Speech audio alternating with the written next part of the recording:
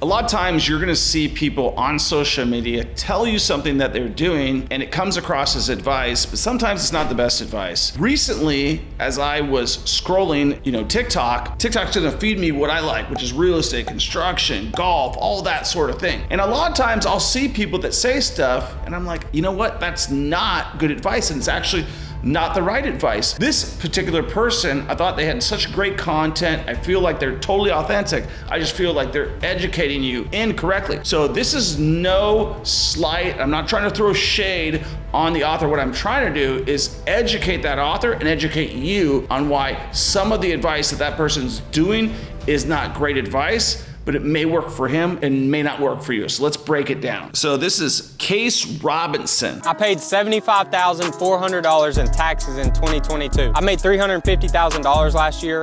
That means I paid 21% of my entire income to the IRS in taxes. The first reason I paid $75,400 in taxes is simply because that's how much I was supposed to pay according to the IRS rules and regulations. But the second and most important reason I paid this much in taxes is so that I'd be able to invest into real estate. In real estate, you have to pay to play. So if you try to write anything and everything off as a business expense to pay as little amount of tax as possible, or maybe even no tax at all, then that means you're reporting a very low income to the IRS. And whatever income you report to the IRS is the income that the bank is going to use to evaluate if you can afford the loans you need to invest into real estate. So if you choose to pay all your taxes and report a higher income with the bank, then this will allow you to get approved for more real estate loans with the bank. Paying $75,400 in taxes allowed me to build my first 2 rental properties this year, and now I'm planning my biggest project yet. Since I'm self-employed and own my own business, the banks need 2 years of tax returns for proof of income, and for that reason, this was my first year investing in real estate,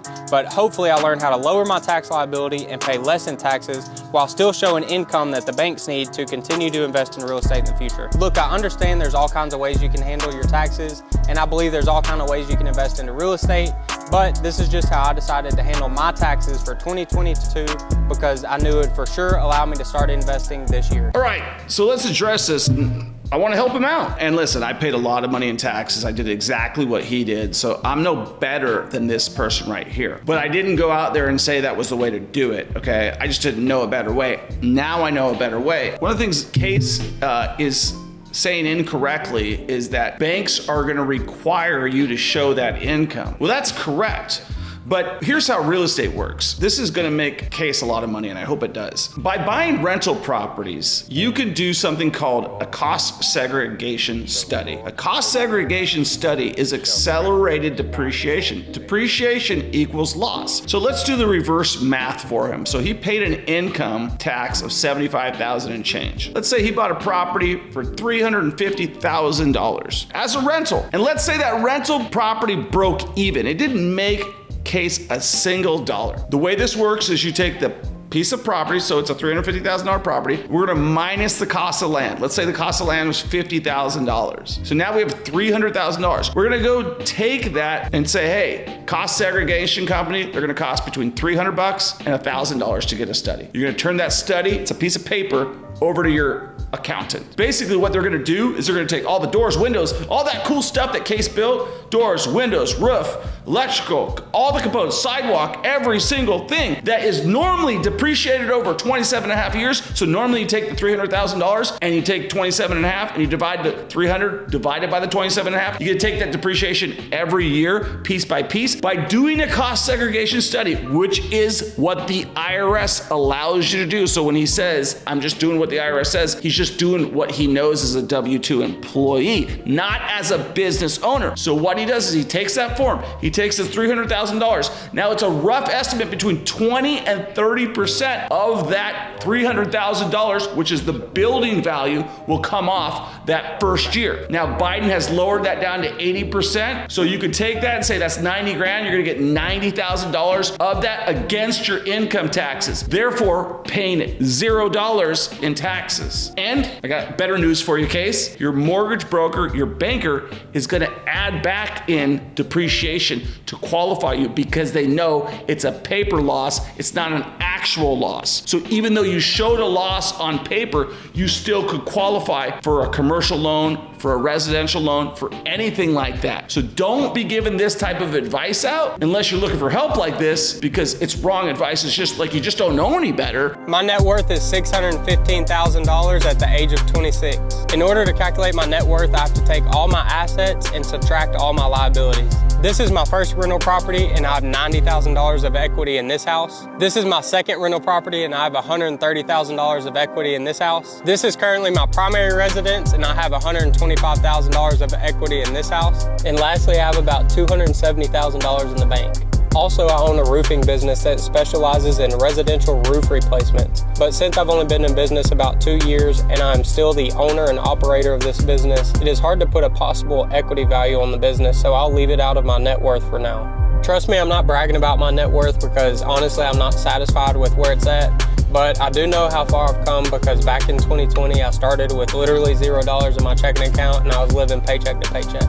So I've accomplished all this in 2 years and I'm just getting started. So follow me to watch me chase a net worth of $10 million by age 35. I think it's great to have goals for net worth, although net worth doesn't mean anything with cash flow. What he goes on to say later in those videos is that those properties negatively cash flow. That's one of the biggest mistakes I made early in my career is I bought properties that had great equity in them, but equity can disappear and cash flow doesn't usually. What you don't want to focus on is your net worth. What you want to focus on is your cash flow, because equity doesn't give you anything other than a good feeling. Equity is doing nothing for you other than when you go to sell your property, you get what is called equity or upside and you can pocket that. If you're not cash flowing and you've got all this net worth, like even if you had a house paid off that was $10 million, your net worth is $10 million, but what's your cash flow? It might be an outflow. That $10 million piece of property might cost you $50,000 a month. You might have a net worth of $10 million and be negatively cash flowing that much money per month. So net worth is not what you want to focus on. If you focus on cash flow, you'll build your net worth. Here's 7 reasons this rental property is a great investment, even though I'm losing money on it every month.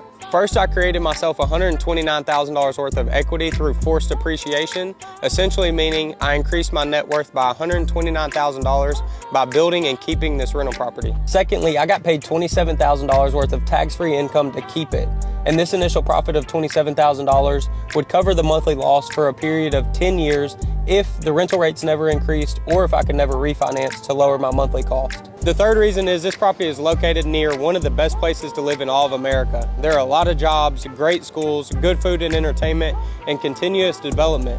Therefore, rental rates will continuously increase over time. Fourthly, the great location of the investment will cause the property to appreciate or go up in value at a very high rate. The fifth reason is this property will save me thousands of dollars every year in taxes from all its tax benefits. The sixth reason is the tenant will pay off my debt on the house month by month, which will increase my equity in the house over time. Seventhly, this rental provides me protection against inflation because money that is not invested is money that's losing value day by day. The more rentals I can add to my real estate portfolio, the more I can save in taxes, the more appreciation, the more passive income, and the more protection against inflation. And that's why I will always choose to keep all the real estate I can get my hands on. I think most of this is great advice. There's 2 things that Case does wrong here, and he'll probably figure this out over time. He seems to be an exceptionally smart, driven individual. And I think that the roofing business is absolutely a moneymaker, so he's smart there. What I'm gonna tell you is if you start, number 1, building brand new houses as your strategy for buying rental properties, it's a bad one. You are paying the most cost on everything always. Like, you're not getting a discount on lumber, you're not getting a discount on wiring, you're not getting a discount on any of that stuff. What you are is you're building, and arguably he's very good at this, okay? He can build a house very quickly. I've seen him, he's good at it. But just because you're good at something doesn't mean it's the best use of your money. What I would put Case in as somebody who's learning real estate and is an excellent builder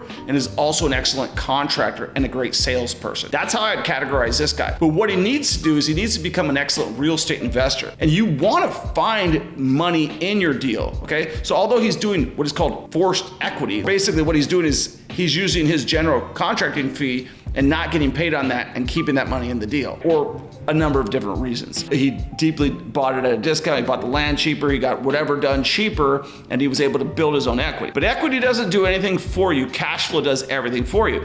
And new buildings should be sold, really not built. If you're doing like, you're paying the highest cost always. I could go into that same market wherever he's at and buy old houses, buy houses that need work on them, and buy them for 50 cents on the dollar, 30 cents on the dollar, 40 cents on the dollar. And everybody knows who's been in real estate for a long time that is the way that you make money. You don't make money by building new stuff. It's the way you lose money. So although that may work for him, it's not gonna work for most of you. So it's not great advice other than going out, hustling like he's doing, going out and doing something. He's gonna learn that way, and he's doing a lot of great things, and you should be inspired by some young guy like that who's doing things like that. But don't listen to all the advice. All that advice comes with time, experience, and wisdom. Let's go to the next one. My new rental property is not going to cash flow. Here's the investment numbers breakdown. The total project cost, which included the purchase of the land and also the labor and material to build the house, was $262,000. And the finished appraisal value of the newly built house is $430,000. After I finished the home build, I got a cash out refinance mortgage on a 30-year AM at 8.49% interest. I decided to keep 30% of the appraised value as equity in the property, which is equal to $129,000. And I decided to take 70% of the appraised value as a cash out loan, which is equal to $302,000. And after subtracting title, lender, and escrow fees of $13,000, the total cash out, which is the amount the bank wired me, was $289,000. Since the bank paid me $289,000 and the total project cost was only $262,000, my profit on the acquisition of this rental was $27,000. And now moving forward, I have $129,000 in equity, a monthly mortgage payment cost of $3,200, and a house that will only generate a monthly rental amount of $2,975. That means I will take a monthly loss of $225. But the initial profit of $27,000 that I made on the acquisition of this rental will cover the monthly loss of $225 for a period of 10 years. I believe this rental property will cash flow within the next 1 to 2 years because rental rates will increase and hopefully interest rates go down. That way I can refinance and lower my mortgage costs. The initial profit of the $27,000 will pay for his cash flow for a number of years, and that's great. But let's also break down a couple things here. He didn't get paid as a general contractor. Most general contractors are gonna charge between 15 and 25%, and they're gonna mark up some stuff on the subs. So if that property cost him $269,000, let's just call it $300,000 to build, he would normally make about $60,000 as his general contractor. So he actually gave himself a haircut, left some of the money in equity, but really you don't wanna buy properties that negative cash flow, no matter if you take some of the money up front. That's fine, but he should have made way more money building that house as for somebody else. So what he should be doing is building, he's a really talented builder, he should build houses for other people, make that money, and then invest it into older real estate, repair those houses, and build more equity. But he likes new, fancy stuff. That's the kind of guy he is. You can tell because people don't start with that stuff. They start with it when they're good and they're good at construction, and they like that sort of thing. So my advice, if you're following a guy like Case, take action. He's an action taker, right? Learn from that, but don't take all of his real estate advice because he's still learning, he's still going through that. He's sharing his journey with you. There's a lot of stuff that he's doing incorrectly just because he hasn't had enough experience with it. Here's how much money I would make if I sell this house that I just built. The appraised value of this house is $430K, and my total project cost was $262K. That means I would make $168K in profit, right? Well, not quite, so let me explain. Let's pretend I sold the house for $430,000. The transaction of the sale would have costed me 3% for my real estate agent to list the house for sale, another 3% for the buyer's real estate agent, and 1% for title work. That would equal about $30,000 in closing costs. So after the sale, I would end up with $400,000. Next, I can subtract my total project cost of $262,000. That would give me my pre-tax profit of $138,000. Now time for the government tax, who will take 32% of the profit for what's called short-term capital gains, and this would cost me $44,000. So in the end, my actual net profit would only be $94,000. And after considering the length of time of the project, the risk I took on, and the effort I put in, $94,000 in profit doesn't sound worth it to me. My goal is to achieve an 8-figure net worth within the next 10 years by growing my real estate portfolio. So selling this house would not align with the steps I need to take to reach my goals. So therefore, I've elected to keep this house as a long-term rental property. Yeah, so equity can be gobbled up and gone just the way interest rates can be raised and when those buyer pools go away. So what you should do is take the money on the table. We teach our students all the time with stuff like this. So first of all, 6% is what he says he's paying the realtor, 1% for title fees. I agree with those numbers, except for I believe he could list it himself through a site called List with Freedom or Congress Realty or any of these sites that allow you as a for sale by owner person to put it on the MLS for less than 1%. Just call it 1% for easy numbers, but it's around $300 or $400 plus a little percentage. But I would just call it 1%. So I bring those numbers from 7% down to about 5%. So we could probably save about 2% on that. Then he talks about the $44,000 as his capital gains. He takes that profit, puts it in his pocket. He goes and buys rentals, like deeply discounted rentals. Then he does cost segregation studies on them and wipes out that gain. Even if these properties don't cash flow at all, the ones that he just bought with that gain, he doesn't pay any taxes.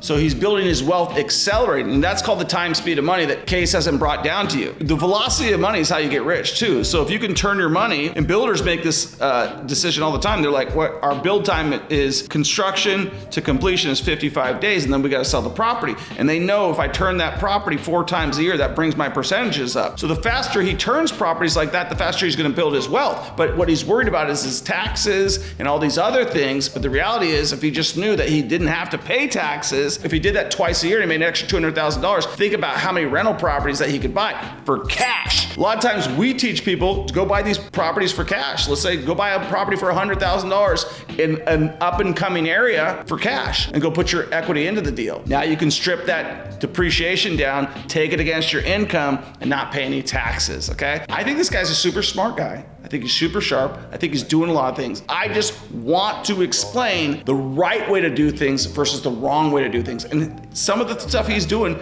is the wrong way to do things, especially like how bad is this guy gonna feel if he's got $150,000 in equity they could make today and then that equity disappears and it's nothing. He's not gonna feel good about that. I'm just trying to help you and him. And I'd love to have Case come on the podcast. Here's how I financed this home build that cost me $262,000. I did not involve a bank to get a loan for this project.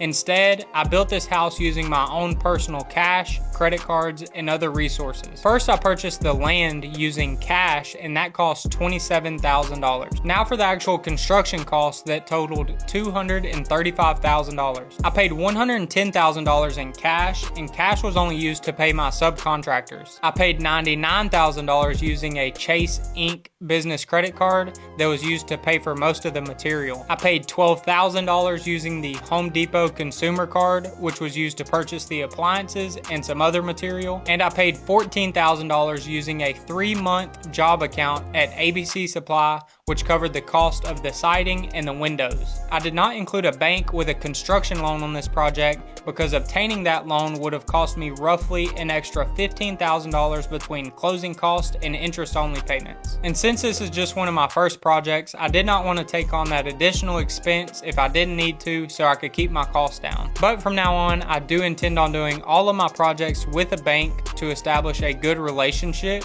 and this will allow me to move on to much bigger projects in the future. Yeah, so this is the best video I've seen from him yet. I love the way that he got all of that done, because we teach our students this all the time, is like, you gotta figure out a way to get the money. He figured out a way to get the money. He used his cash, hustled up, sold roofs, used his cash, bought the lot, and then told you how he did the rest of it. What I think Case should be doing is, I think one of the things he showed in that last video was an apartment building. That's exactly what this guy should be doing, because apartment buildings do make sense to build and scale, but doing one-off homes and making them as rentals doesn't make sense. My advice to Case and you is buy inexpensive properties, find the equity when you buy the deal, do cost segregations on them, flip or build for profit if you can, take that, buy more rental properties, and don't pay Uncle Sam $1. You don't need to. You're gonna pay property taxes. You're gonna pay state income taxes. You're gonna pay sales tax. You're gonna pay payroll tax. You're paying a lot of taxes. So when people say, I don't pay taxes, they don't pay federal income taxes. This year I paid, I think, $8,000 in federal income taxes from 2022. That's how low I got it down to. I've had it where I've had money come back to me. I've had it where I've paid a lot of money, but I keep it around zero right now. And $8,000 for me is about as close to zero as I'm gonna get, right? Pay attention to who you follow. Be inspired by a guy like Case. He's doing things, he's making stuff happen, but when it comes to real estate, you have to learn from people who have built a portfolio, not from people who are doing it and learning it as they go. Be paying attention to the advice that you get. Make sure that if anything in this video that you learn to take action. We have a program where we teach people to get their first deal, to get their second deal, to get their third deal, but we can't teach them to go and actually make it happen. We can't teach drive. Drive is what Case got. That is what you should learn from a guy like that. Drive and hustle. In terms of how he's doing things, he's not doing things the right way. He's doing things his way. He'll learn the right way, and hopefully this video helps him. In case if you're out there listening, love to have you on the podcast in Kansas City or virtually. Let me know. And if you are interested in getting in your first deal, your second deal, your third deal, or looking at how you can diversify, how you can scale. I've taught guys who own 42 properties and are millionaires. I've taught guys who've got their first property, made $72,000. I've taught all sorts of people. I can teach you, I can help you. Links in the bio, links in the description. Hope to see you on the next one. Peace.